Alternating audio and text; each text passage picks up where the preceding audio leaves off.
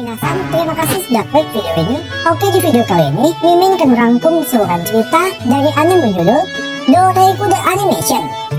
Kisah berlatar di salah satu kota di Jepang, dan di tengah hiruk-pikuknya keramaian terdengar rumor dari sebuah alat bernama SCM atau Slave Control Method yang dipasang di belakang gigi. Di benda-benda tersebut adalah alat yang mampu memanipulasi otak untuk mematuhi semua perintah bagi orang yang kalah dalam pertandingan antar dua pengguna SCM. Dan kisah akan berfokus pada seorang gadis introvert bernama Arakawa Eya yang terpaksa terjun dalam dunia perbudakan itu demi menyelamatkan temannya. Oke, seperti biasa, jika kalian suka dengan konten seperti ini, bisa klik tombol subscribe yang ada di bawah. Dan Mimin juga minta like-nya sebagai uang parkir. Tanpa banyak basa-basi lagi, langsung saja simak ceritanya. Lanjut.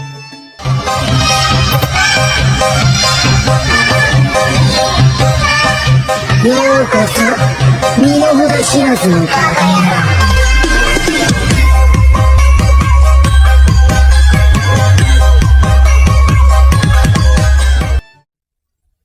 awal scene, kita akan melihat Eya yang sedang nongki dengan sahabatnya bernama Emi, di mana gadis itu sedang curhat terkait masalah perselingkuhan yang dilakukan oleh pacarnya, tapi bukan kepada wanita lain, melainkan lebih memilih sesama pria sebagai pasangan.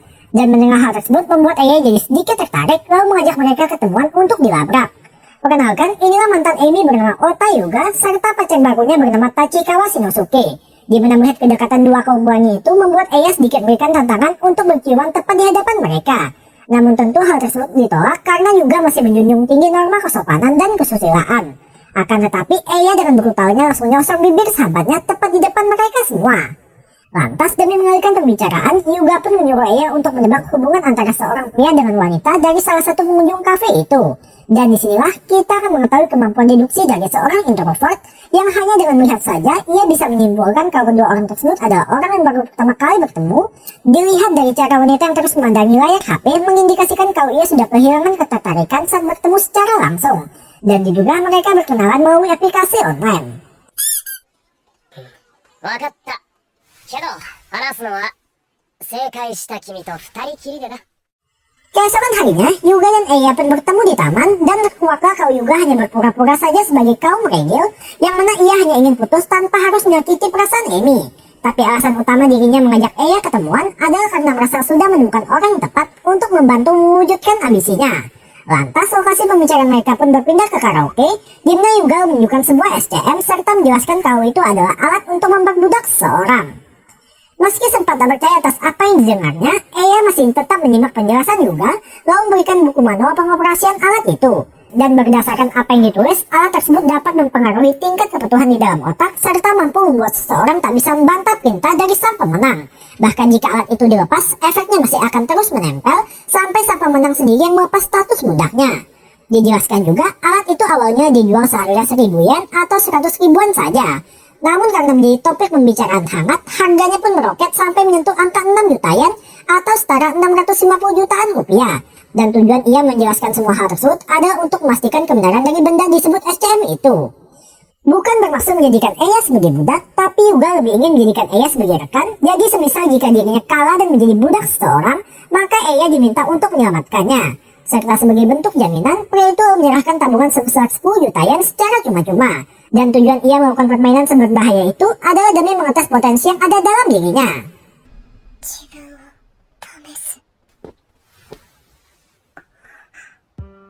Wakaru daro, Eya.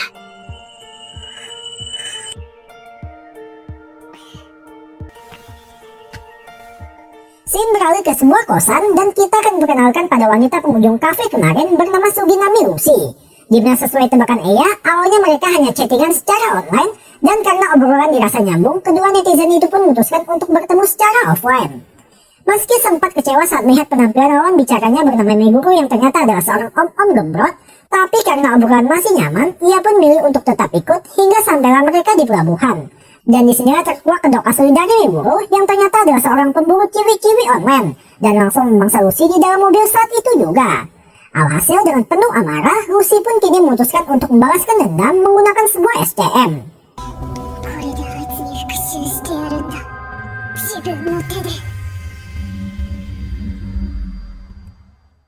Keesokan harinya di sebuah pachinko, terlihat Meguro yang baru datang dan langsung duduk di salah satu mesin judi. Tapi tak disangka ia dihampiri oleh seorang wanita semok yang tak lain adalah Lucy. Bukan mau melaporkan kejadian kemarin atau menghajarnya, melainkan Lucy menentang Meguro untuk bermain dengan tawaran mulai gas 1 ronde kalau menang, dan jika Meguro kalah maka ia harus membayar denda sebesar 10.000 yen. Mendengar tawaran menggiurkan itu, tentu membuat Meguro pun langsung setuju, dan ia lalu diberikan sebuah SCM yang katanya akan menambah keseruan dalam permainan. Serta tanpa ada rasa curiga, Meguro pun memakai benda tersebut. Lantas dimulailah permainan mereka, di mana hari itu sepertinya adalah hari keberuntungan Meguro karena langsung kena jackpot kakek merah serta jackpot bocil hijau. Sedangkan untuk Lucy sendiri masih belum dapat apa-apa. Akan tetapi gadis itu mendadak memanggil seorang pegawai dan Meguro langsung dibuat terkejut karena pegawai tersebut tiba-tiba membawakan banyak keranjang yang berisi hasil dari Lucy. Karena rupanya sedari pagi ia sudah menghabiskan waktu di sana. Tentu, Meguro pun tak terima dengan cara kotor itu, tapi karena Lucy tetap terhitung sebagai pemenang, maka SCM membuat Meguro pun aktif lalu membuatnya menjadi budak dari Lucy. Hizamazuke. どうしたんだ。ようこそ奴隷の世界。 Kembali ke Eya, terlihat ia baru datang di sebuah kafe lalu berniat mengambil sebuah donat.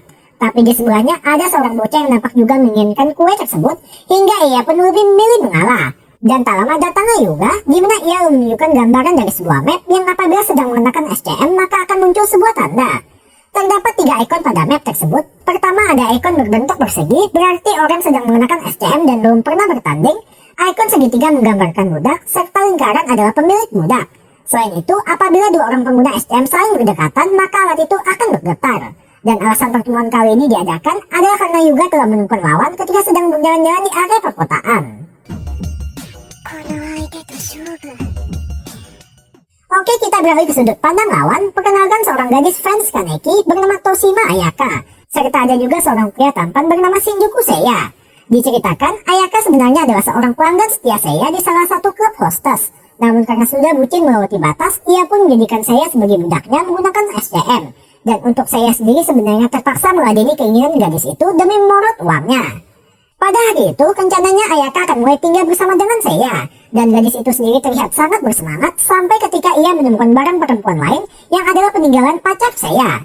Jadi gini, semenjak telah diperbudak oleh Ayaka, Seiya pun terpaksa memutus hubungan mau mengusir pacarnya itu pergi. Yang padahal adalah seorang yatim piatu.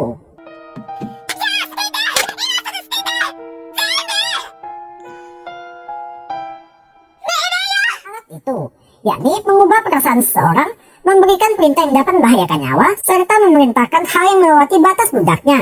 Dan berhubung hari itu adalah hari perayaan spesial, maka Ayaka pun sengaja mendatangi tempat kerja Seiya untuk menghabiskan waktu bersamanya. Tapi omongan itu harus tertunda karena tiba-tiba terasa getaran pada SCM mereka, disertai kedatangan dari Yuga bersama Eya. Dan sudah bisa ditebak, tujuan kedatangan Yuga adalah untuk mengajak mereka berduel, serta memberikan kebebasan bagi pihak Seiya untuk menentukan pertandingannya. Sontak mengetahui ini adalah kesempatan agar bisa terbebas dari Ayaka, Seiya pun setuju untuk berduel dan lokasi pertandingan mereka berpindah ke sebuah kedai di mana permainan yang akan dilakukan adalah permainan angkat jempol. Untuk permainan sendiri adalah dengan menebak jumlah jempol yang akan diangkat dari para pemainnya dan apabila sudah 2 kali benar maka akan dianggap sebagai pemenang.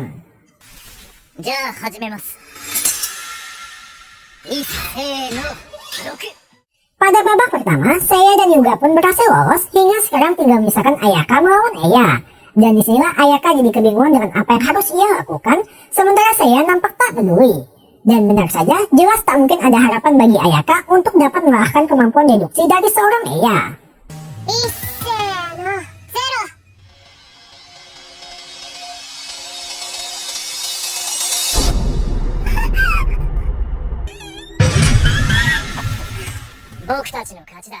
Setelah pertandingan berakhir, terkuaklah kaos dari awal Eya sama sekali tak memakai SCM, di mana ia hanya berperan sebagai jaminan jika semisalnya Yuga kalah.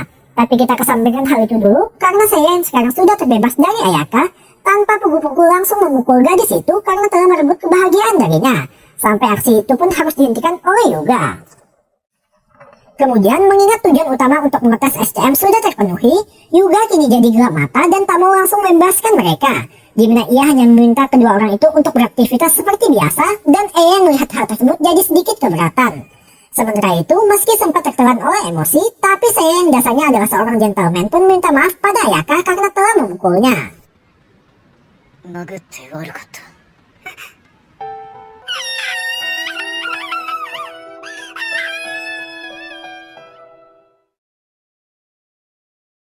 Saat sedang di atap melihat pemandangan kota, terlintaslah kenangan ketika pertama kali bertemu dengan sang mantan bernama Julia, dan semenjak pertemuan itu mereka mulai menjalin hubungan serius sampai Julia jadi ikut tinggal bersama Seiya. Tapi kebahagiaan mereka tak berlangsung lama karena Seiya yang telah diperbudak dipaksa Ayaka untuk mengusir Julia pergi. Akan tetapi terjadi sebuah keajaiban karena tiba-tiba datang Julia entah dari mana, dan Seiya dengan gombalan abang-abang pun langsung menggenggam tangan gadis itu lalu mohon untuk balikan. Namun harapan itu harus sirna karena tepat setelah putus dari Seiya, Julia telah menemukan pria lain.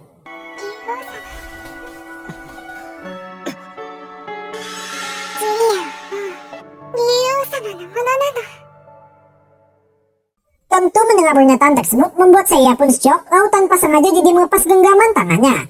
Tapi hal tersebut justru membuat Seiya kalah karena ternyata secara tak sadar ia telah bertanding dengan Julia. Meski seorang budak tak bisa bertanding dengan pemilik, tapi rupanya masih bisa dilakukan bagi sesama budak. Dan status Julia sekarang adalah majikan sementara sampai Seiya dipertemukan dengan pemiliknya. Dan ia juga mengambil SCM Seiya sehingga otomatis statusnya sekarang tak akan bisa diubah. Setelah kejadian itu, tanpa diketahui Yuga kalau status Seiya bukan lagi budaknya, terlihat mereka sedang berkumpul di mana Yuga menunjukkan sebuah situs yang menguji tingkat kepatuhan dari seorang budak. Tapi tak disangka di objek pada situs tersebut ternyata adalah Julia.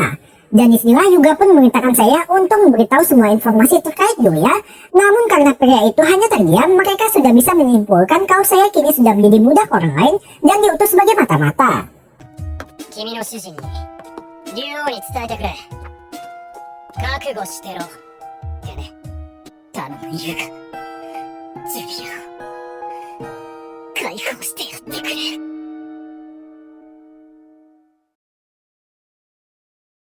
Cerita beralih pada seorang wanita cosplayer bernama Shiori Adachi yang sedang bekerja menjadi pelayan di salah satu kafe bertemakan Princess.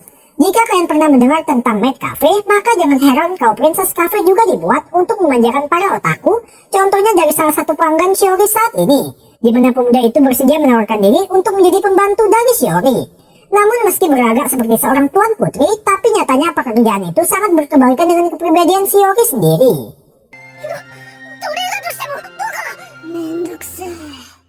Ketika pulang bekerja, inilah perawakan sebenarnya dari Shiori, dan ia tiba-tiba dihampiri oleh seorang gadis asli bernama Nakano Taiju, yang tanpa basa-basi langsung menawarkan diri untuk menjadi budak Shiori. Ya, gadis ini merupakan salah satu fan fanatik dari Shiori, lalu menyerahkan sebuah SCM sebagai bentuk keseriusannya agar diterima menjadi budak. Awalnya, Shiori sendiri tak begitu percaya akan kebenaran dari alat tersebut, namun supaya Nakano tak dirumus ke jalan yang salah, Shiori pun setuju untuk meladeni keinginan gadis itu. Lantas sebelum sempat memutuskan pertandingan yang akan mereka lakukan, tiba-tiba datang Tachikawa bersama salah seorang temannya menggoda mereka. Dan muncullah sebuah ide, yakni yang paling banyak memborot uang mereka adalah pemenangnya. Baru saja pertandingan dimulai, Nakano langsung berhasil merogoh kocek dari salah seorang cowok dengan memberikannya es krim. Dan karena Shiori tak mau kalah, ia sekonyong-konyongnya membawa Tachikawa pergi ke toko perhiasan yang tentu saja takkan diberikan. Sedangkan untuk Nakano sendiri, ia terus berhasil menghabiskan uang pasangannya. Hingga lokasi pun sekarang berpindah ke toko pakaian, dan berkat pengalamannya sebagai seorang cosplayer, kali ini Shiori berhasil membuat Tachikawa memberikannya pakaian. Begitu pula dengan Nakano.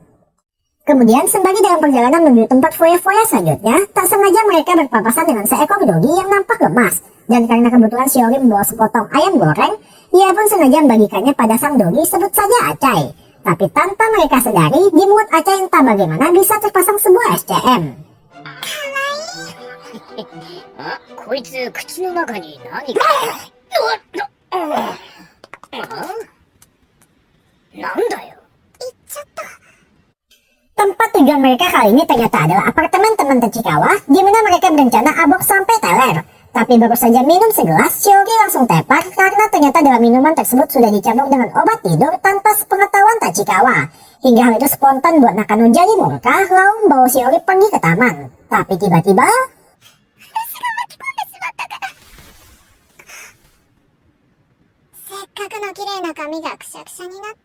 It was at this moment that he knew. He f***ed up. Ya, jati diri Nakano ternyata adalah seorang crossdresser di mana ia sengaja menyamar supaya bisa dekat dengan Shiori. Namun karena telah diselamatkan oleh Nakano, Shiori pun merasa kalah dalam pertandingan mereka hingga membuat statusnya sekarang menjadi budak Nakano. Namun baru saja mengalami kejadian tak terduga, mereka harus dikejutkan dengan bergetarnya SCM, serta mendadak muncul seorang pria bertubuh besar bernama Zenichi Bunkyo, yang tanpa basa-basi langsung menggunakan kekerasan mau memaksa Shiori untuk bertanding. Parahnya lagi, pertandingan mereka adalah adu pukul yang tentu saja tak bisa dimenangkan, hingga membuat Shiori pun berakhir menjadi budak itu, sedangkan untuk Nakano berhasil kabur. Akan tetapi di tengah keterpurukannya, mendadak datang Yuya lalu bersedia menawarkan bantuan asal dengan syarat Nakano harus bergabung ke dalam kelompok mereka. Dan tanpa basa-basi, Nakano langsung setuju. Lalu perkenalkan, inilah sang sopir sekaligus seorang rekan Yuya bernama Cho Ataru, di mana mereka sedang menuju ke taman demi menyelamatkan Shiori. Tapi ketika sampai, terjadi sebuah kejadian tak terduga, karena di sana rupanya sudah ada Aca yang sedang bertarung dengan Zenichi. Meski kalah jauh dalam segi ukuran atau kekuatan, tapi kelincahan Acai pasti jauh lebih hebat yang membuat semua serangan Zenichi pun berhasil dihindari. Lalu saat melihat adanya celah, Acai berhasil menggigit bagian selangkangan yang seketika membuat pria itu kalah dan kini resmi menjadi budak dari seekor dogi.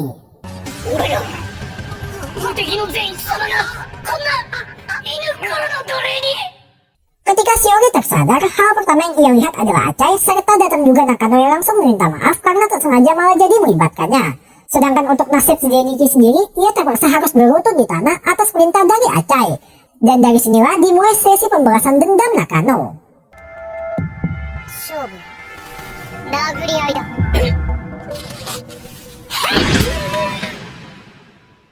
Setelah membuat Zenichi tak sadarkan diri, Nakano dan Shiori pun diminta untuk ikut ke markas demi bertemu langsung dengan tuan mereka bernama Ryo. Tapi karena penyebutan namanya agak sulit, jadi sebut saja Ryo.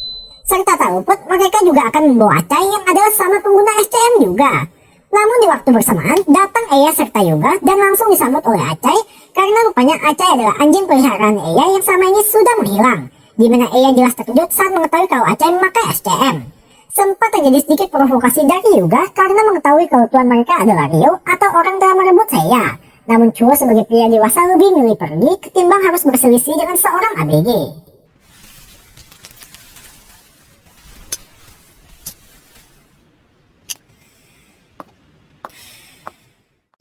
Keesokan harinya, cerita masih dalam tahapan perkenalan karakter, di mana storyline akan menitik beratkan pada sudut pandang seorang pria biasa bernama Shinagawa Zero. Kenapa Mimin sebut biasa saja? Karena dilihat dari keseharian Zero sendiri, yang adalah ketika bangun tidur langsung berangkat kerja di sebuah pabrik roti, dan ketika pagi menjelang, ia kembali pulang ke rumah untuk beristirahat. Dan begitulah keseharian Zero terus berulang, sampai ketika ia bertemu dengan seorang bocah yang sempat berjumpa dengan Eya di awal. Dijelaskan alasan bocah itu menyapa Zero adalah untuk minta bantuannya dalam rangka pembahasan dendam sang ayah yang sekarang jadi gila karena kalah dalam pertandingan SCM. Namun dikarenakan Zero adalah seorang dengan kepribadian tak mau terlibat, ia pun milih untuk tak ikut campur. Sampai ketika bocah itu mengeluarkan sebuah kalimat yang jadi membuat Zero kembali teringat dengan masa lalu kelamnya saat dituduh akan kejahatan yang padahal tak pernah ia lakukan. Dan karena tak ingin kejadian yang dulu menimpanya juga menimpa bocah itu, ia pun memutuskan untuk membantu. Lantas berpindahlah mereka ke lokasi yang telah dijanjikan, lalu Zero pun diminta untuk memakai SCM yang katanya untuk menipu lawan. Tapi tanpa disadari, ia sendiri yang justru tertipu karena tepat di belakangnya sudah ada Chuo yang berperan sebagai penantang. Dan dari sini kalian pasti sudah bisa menebak identitas dari sang bocah. Untuk pertandingannya sendiri adalah menjawab kuis, dan apabila berhasil menjawab 3 pertanyaan dengan benar, maka ialah sang pemenangnya. Untuk sekilas, permainan terlihat berjalan lancar tanpa adanya indikasi kecurangan. Sampai ketika Chuo salah menjawab, dan karena sang bocah sudah berhasil menjawab 2 soal, sedangkan ia 1 pertanyaan, maka Zero pun mengira kalau pertandingan sudah usai. Tapi disinilah baru terkuak kecurangan yang sebenarnya, karena Chuo sejak awal tak memakai SCM, dan yang sedari tadi dilawan Zero adalah sang bocah itu sendiri.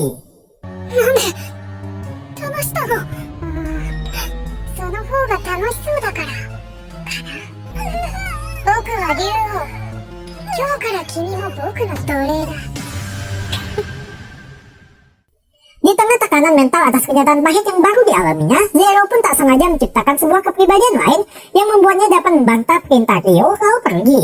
Namun aksi pelarian itu tak berjalan mulus karena tepat di tengah jalan Zero terkena stun dari Nakano hingga pingsan. Dan ketika ia tersadar, dirinya sudah berada dalam kondisi terikat yang di hadapannya juga sudah ada Chuo bersama Ryo. Lantas belum selesai menyimpulkan keanehan dari Zero, mendadak datang Yuya sambil membawakan sepucuk surat yang ditemukan dari kamar Zenichi di rumah sakit. Di mana surat itu adalah surat tantangan terbuka untuk Ryo, dan sang pengirim menyebut dirinya sebagai si Sinteng yang ingin bertanding dengan mempertaruhkan semua budak yang ia miliki. しょ。じゃあたっぷりお仕置きしなくちゃね。Surat yang sama juga diterima oleh Yuga, di mana ia menyimpulkan kalau ini adalah perbuatan dari pihak ketiga yang ingin mengintervensi pertandingannya melawan Rio. Namun Eya merasa kalau Yuga semakin keluar batas dengan melibatkan Ayaka untuk ikut bertanding pun seketika jadi marah, lalu mintanya untuk segera membebaskan Ayaka.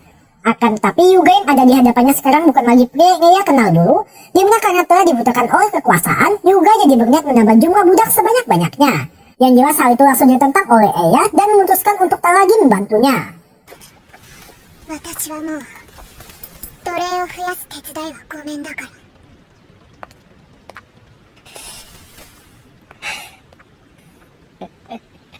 Sekembalinya ke rumah, Eya yang memutuskan untuk membalikan SCM serta uang jaminan yang ia terima mendadak mendapat pesan dari Yuga yang menginfokan kalau ia sudah kalah. Dan jika Eya ingin menyelamatkannya, maka dirinya diminta untuk datang ke sebuah hotel dengan juga membawa anjing peliharaannya. Alhasil karena masih menganggap Yuga sebagai teman, Eya pun memutuskan untuk datang. Dan begitu sampai ke kamar yang dimaksud, di sana sudah terduduk seorang pria bertopeng yang sekali lihat saja Eya sudah bisa menebak kalau itu adalah Yuga sendiri. Namun perhatiannya langsung teralihkan ketika mendengar suara dari arah kamar mandi yang ternyata Ayaka dipaksa untuk berendam di bathtub penuh dengan es batu. Dan disinilah terkuak tujuan asli Yuga memancing Eya datang adalah untuk mengancamnya supaya terus bekerja sama menggunakan Ayaka sebagai sandera. Dan apabila Eya masih tak mau menurut, ia berencana memperbudak Acai yang otomatis akan buat Eya jadi berpihak padanya. Lantas dimulai pertandingan mereka, di mana Ayaka akan melawan Acai dalam pertandingan adu makan. Akan tetapi yang disediakan di atas meja hanya berupa piring kosong serta peralatan makan saja. Dan disinilah terjadi kontradiksi dari perintah yang harusnya tak bisa membahayakan nyawa, tapi kok bisa memerintah Ayaka untuk memakan garpu. Entahlah, hanya sang pembuat anime yang tahu. Seakan sadar jika kalah akan membuat tuannya dalam bahaya, Acai pun memaksakan diri untuk ikut makan. Namun aksi itu dihentikan oleh Eya yang tak sanggup melihat pertandingan tak manusiawi itu. Hingga terpaksalah berujung buat Acai pun menjadi budak Yuga. Dari sini bisa kita tarik kesimpulan kalau Yuga adalah orang sinting yang menghalalkan segala cara demi mewujudkan ambisinya. Namun ia mengaku dirinya bukanlah si sinting yang mengirimkan surat itu. ありがとう。最高の褒め言葉だ。大好きだよ、エイヤ。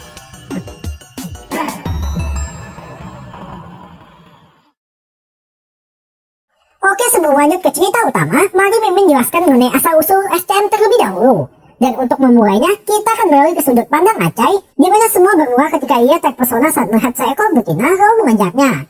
Namun karena hal itu pula membuatnya jadi tersesat sampai tak sengaja bertemu dengan seorang pria parubaya bernama Sumida. 隅田教授、急がないと会合に間に合わないですよ。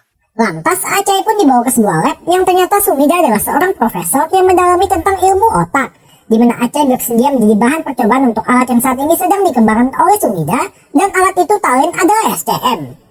Awalnya tujuan SCM dibuat adalah untuk melatih perilaku hewan secara instan. Namun hal itu dipandang sebagai ladang tuan oleh salah seorang asistennya bernama Setagaya Subaki, di mana saat malam ia pun diam-diam masuk ke lab lalu mencuri semua data penelitian selama ini.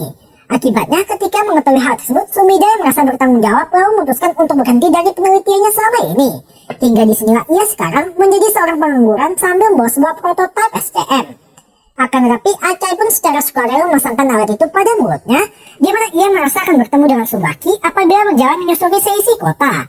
Namun pencarian tersebut tak membuahkan hasil, dan ketika pulang betapa terkejutnya Acai saat mendapati Sumida sudah tewas dengan posisi gantung diri. 私は決めた。エイヤにもらった名前とともに隅田から受けた恩を刻み込むために必ず世田谷を見つけ敵を撃つ。 Alhasil, Acai pun kini harus menjalani kerasnya hidup jalanan sampai ia tak sengaja bertemu dengan Shiori lalu berlanjut menolong wanita itu di taman. Tapi secara kebetulan hal tersebut justru mempertemukannya dengan Eya. Kembali ke cerita, terlihat juga sedang berada di sebuah kereta yang padat penumpang, di mana ia tiba-tiba ditodong oleh seorang lalu mengaku sebagai sinting yang telah mengirim surat padanya. Dan tujuan kemunculan wanita misterius itu sudah bisa kalian tebak, yakni menantang Yuga untuk bermain game. Barang siapa yang pertama bertemu dengan ibunya maka akan kalah. Sontak pada kondisi terjepit seperti itu, Yuga pun tak punya pilihan lain selain menurut saja. Tapi beruntung ia masih sempat mengirimi pesan darurat pada Eya sebelum dirinya tiba-tiba diapit oleh Zenichi serta Meguro. 私用心深い性格なの。先に落ち注射済ませちゃった。 Ketika tersadar, Hyuga sudah dalam kondisi terikat dan perkenalkan inilah identitas asli si Shinten, yakni seorang wanita bernama Taito Fujiko, lengkap dengan 3 orang budaknya serta Ayaka yang baru bergabung bersama mereka. Tujuan Hyuga dibawa ke sana adalah karena Taito ingin bertanya padanya mengenai identitas seseorang dengan ciri berambut seperti singa, berpostur tubuh tinggi, serta bilang kalau sedang menjalankan bisnis bersama temannya. Dan kita akan dibuat terkejut karena orang dimaksud adalah Tachikawa. Diceritakan, awal mula pertemuan mereka terjadi ketika Fujiko sedang digoda oleh beberapa pria, tapi di waktu yang tepat muncul Tachikawa datang menolong, dan sebagai bentuk terima kasih, Tachikawa pun diajak makan sampai bobo bareng. Namun saat pagi, ia tahu-tahu sudah menghilang, dengan hanya meninggalkan sebuah SCM sebagai bentuk dari tanggung jawabnya. Dan alasan Fujiko memakai SCM adalah supaya dirinya dapat berjumpa lagi dengan Tachikawa. しんのすけっていうの。なあ、なぜあいつを探して。 Setelah mendapat informasi yang dirasa sudah cukup, Hyuga pun kembali dibius dan saat terbangun, ia sudah berada di kamarnya dalam kondisi terikat pada sebuah bangku. Tapi tiba-tiba, 優雅、入るわよ。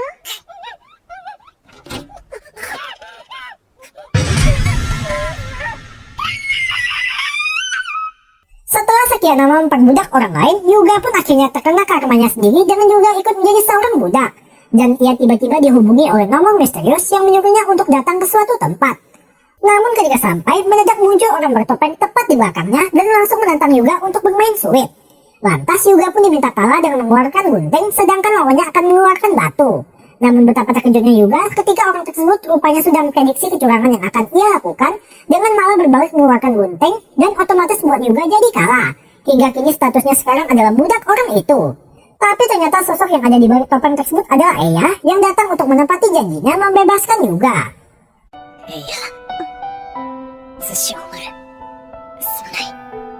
僕が悪かった。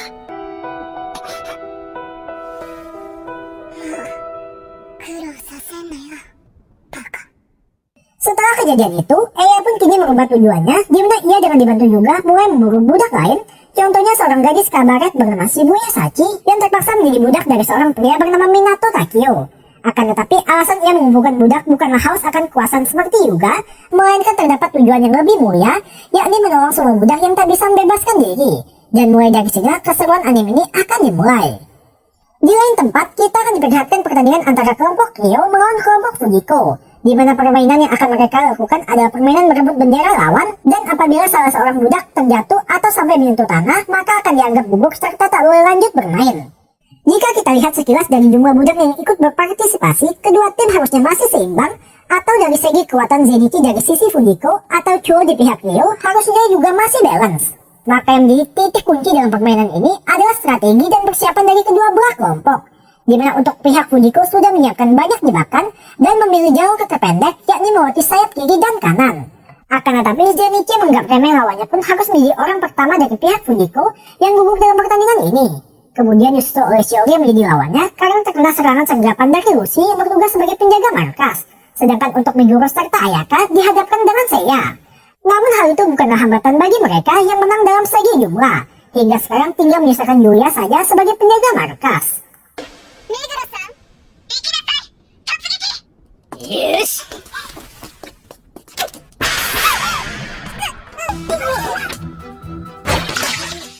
Namun tanpa diduga, Yuya sengaja menyetrum dirinya sendiri yang dengan begitu akan membuat pihak musuh takut untuk mendekat. Di mana dengan memanfaatkan larangan yang tak boleh memerintah budak untuk melakukan tindakan berbahaya, membuat Ayaka, Meguro, serta Ushi pun jadi tak mematuhi perintah tuannya.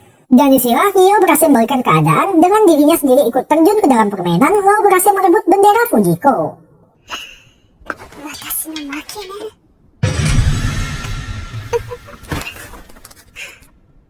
Pasti ada dari kalian yang notice kalau Yuya kok bisa menyetrum dirinya sendiri padahal kan tak bisa diperintah oleh Ryo. Ya, itu bukanlah perintah dari tuannya, melainkan keinginannya sendiri, di mana alasan Yuya sangat patuh pada bocah itu karena sudah menganggapnya sebagai adik sendiri. Dan tujuan asal Ryo mengumpulkan banyak budak adalah untuk menghasilkan banyak uang demi melunasi hutang ibunya yang dipaksa menjadi wanita pengencrit oleh seorang mafia. Dengan bergabungnya kelompok Fujiko ke fraksi Ryo, mereka pun mulai membahas rencana selanjutnya, di mana seperti yang kita tahu kalau lambang di map hanya ada 3 saja. Tapi baru-baru ini terdeteksi sebuah ikon baru berbentuk bintang di area sekitar sekolahan. Dan oleh sebab itu, Yuya diutus untuk menyusup dengan menyamar menjadi salah satu murid di sana, serta Fujiko juga mengajukan diri untuk ikut. Tapi bukan menjadi murid, melainkan guru UKS karena ia dasarnya berprofesi sebagai suster di sebuah rumah sakit. Terlihat situasi di sekolah sejauh pantauan Yuya nampak kondusif dan tak ada yang mencurigakan. Namun hal itu berbanding terbalik dengan Fujiko yang mendadak didatangi oleh Tsubaki. Dan disinilah teror sebenarnya baru dimulai.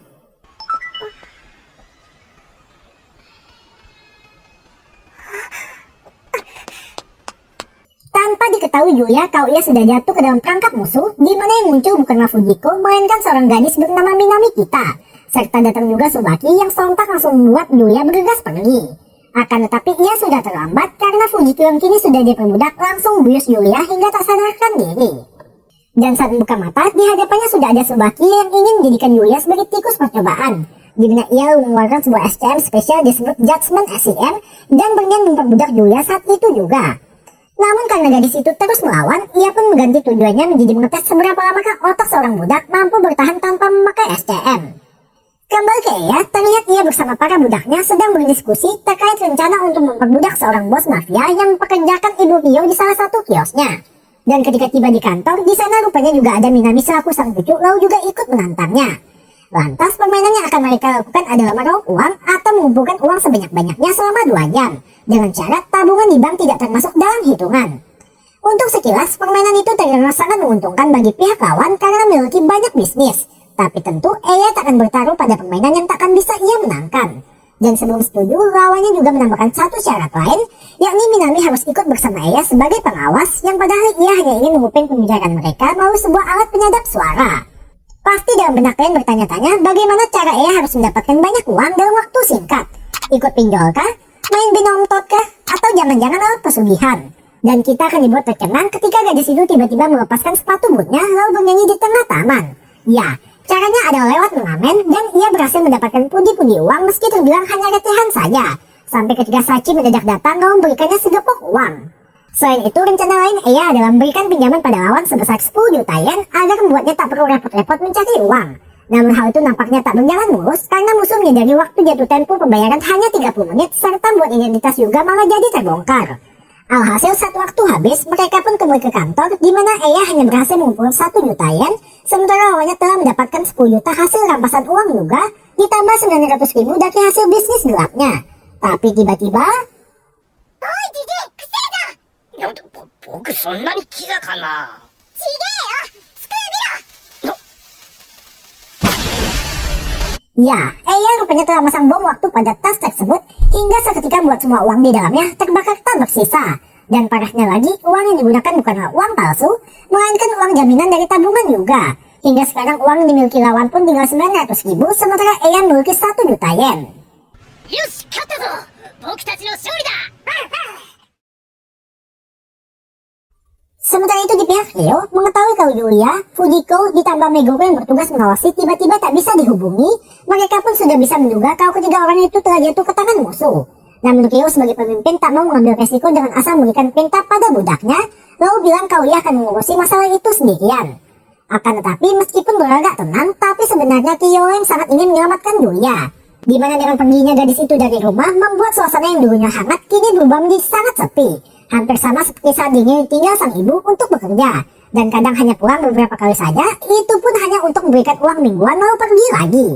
Lantas untuk menenangkan pikiran, Kyo pun sengaja pergi ke kafe sambil membaca buku. Yang tak disangka ia justru dihampiri oleh Eya lalu membawakan sepiring donat untuknya.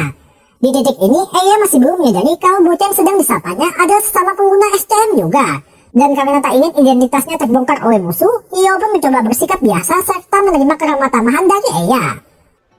邪魔しちゃったかなごめんね。ねえ。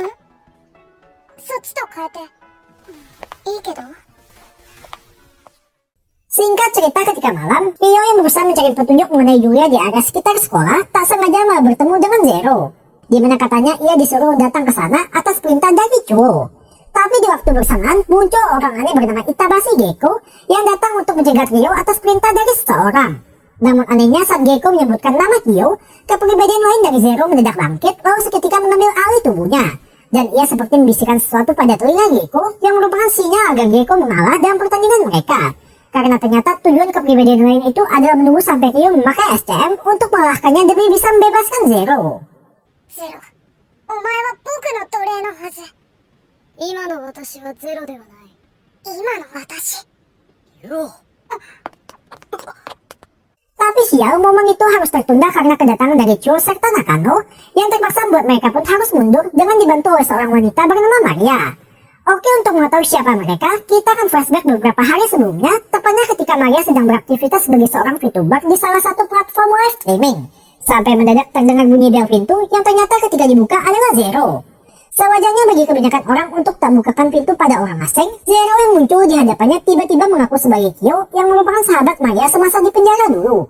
Tapi jelas Maria tak langsung percaya, mengingat Kyo adalah seorang perempuan, mana lagi wanita itu sudah lama meninggal dunia. Akan tetapi karena waktu yang terbatas, kepribadiannya mengaku sebagai Kyo itu pun lalu memberikan secari kertas yang merupakan alamat dari Zero.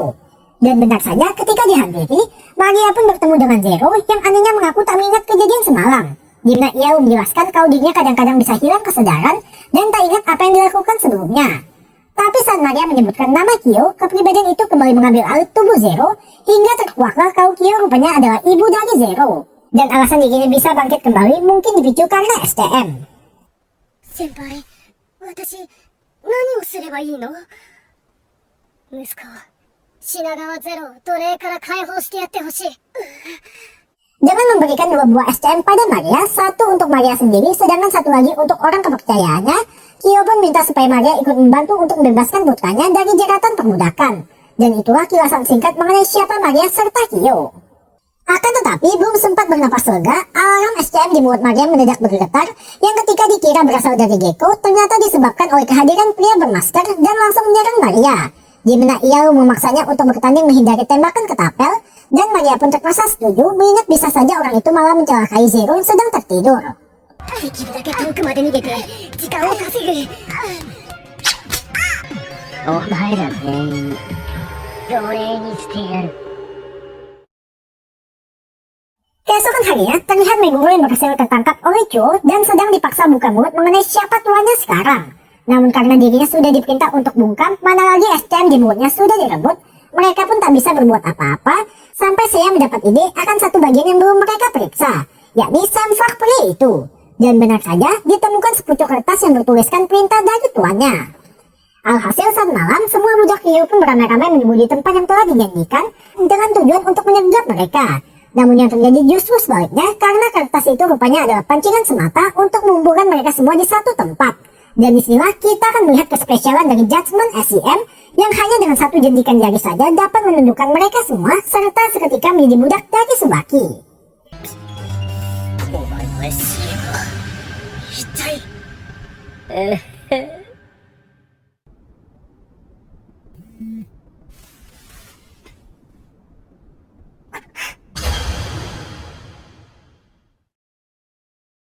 Sedangkan di lain tempat, terlihat Eya sedang diberikan penjelasan mengenai siapa Tsubaki serta kespesialan dari Judgment SCM.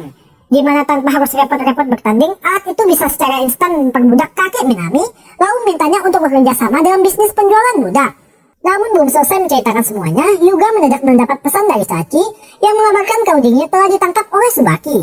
Akibatnya, prioritas utama mereka saat ini adalah menyelamatkan Sachi dengan juga minta bantuan dari kakek Minami. Di mana berkat privilege dari seorang bos mafia, mereka pun bisa menahan pergerakan dari Tsubaki serta para budaknya. Sementara untuk Eya, Yuga, dan yang lain akan menyusup lewat jalur belakang demi membebaskan Sachi. Tapi tiba-tiba, 手分けして探そう。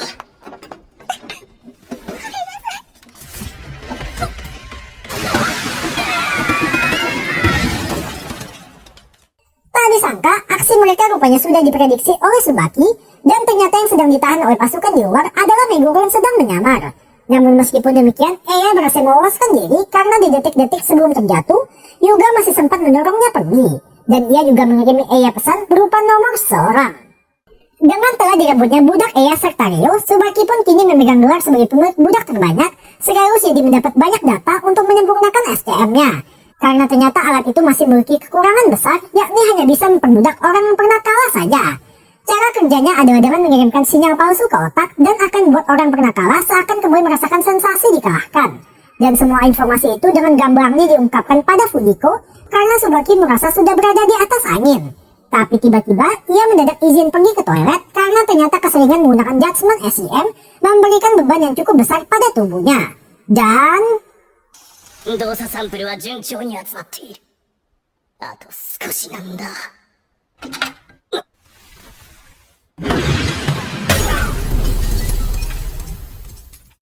ya, jika kalian kira Tsubaki adalah bos terakhir, sayang sekali dugaan itu salah besar karena yang akan menjadi musuh utama ternyata adalah Minato Takio atau orang yang dulu memperbudak Sachi, di mana ia memaksa Tsubaki untuk melakukan pertandingan tebak bohong dengan dirinya akan memberikan pernyataan dan Tsubaki harus menebak pernyataan tersebut bohong atau bukan. Lantas pada awalnya semua masih berjalan lancar sampai ketika Tsubaki bertanya bagaimana Takio bisa menemukan tempat persembunyiannya, dan disinilah giliran Fujiko muncul karena ternyata beberapa waktu lalu ia sudah diperbudak oleh Takio dan semua informasi yang dibicarakan tadi telah dibocorkan oleh Fujiko.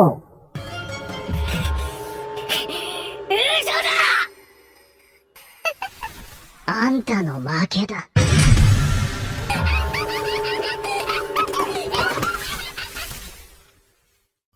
Dengan Takio yang kini memiliki 19 orang budak, ia pun tanpa rasa kemanusiaan sengaja meminta Ayaka serta Seiya untuk menjadi sasaran tembak dalam permainan paintball.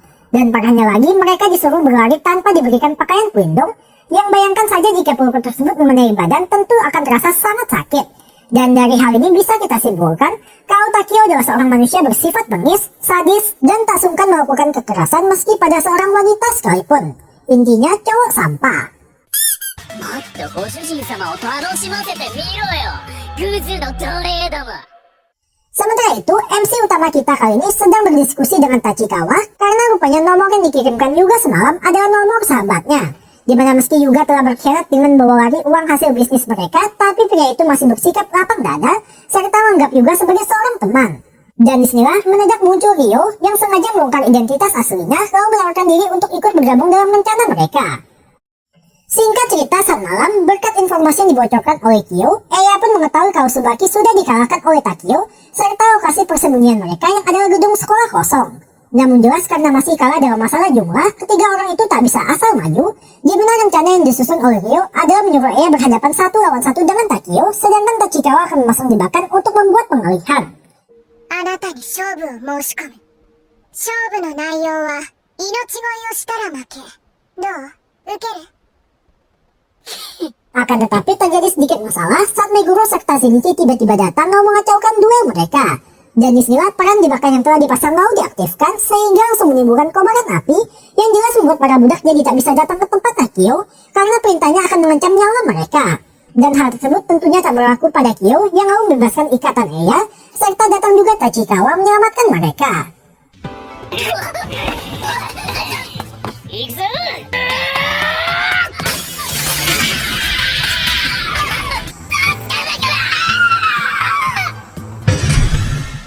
Ketika Takio sudah dikalahkan, Eya pun harus melakukan satu duel terakhir, yakni melawan Ryo dalam pertandingan tebak angka atau gambar pada sebuah koin. Dan seperti yang telah Mimin bilang di awal, kalau permainan tebak-tebakan seperti itu bukanlah masalah bagi seorang gadis dengan kemampuan deduksi seperti Eya. Scene akhir menampilkan Eya mengumpulkan semua orang di halaman, dan sesuai tujuan awalnya memakai SCM, ia membebaskan semua orang dari status perbudakan, dan karena merasa berhutang budi telah diselamatkan oleh Ryo, kakek Minami pun berjanji akan melepaskan ibunya. Sementara untuk Tsubaki berhasil meloloskan diri.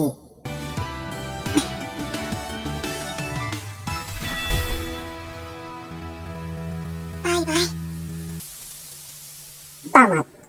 Oke minasan, cukup sekian alur cerita dari anime berjudul Doraikuda Animation kali ini. Menurut Mimin, anime ini adalah salah satu anime dengan karakter sampingan terbanyak yang harus dijelaskan satu persatu demi menghubungkan jalan cerita. Tapi ada beberapa karakter yang Mimin skip seperti dari Takio, Sachi, Jenichi, Minami, Gekko, dan Joe karena tidak terlalu mempengaruhi jalan cerita. Pesan yang bisa diambil dari anime ini adalah jangan jadi kacang lupa akan kulitnya, contohnya seperti Yuga yang malah dibutakan oleh kekuasaan karena kesombongan adalah awal dari kehancuran. Sekian.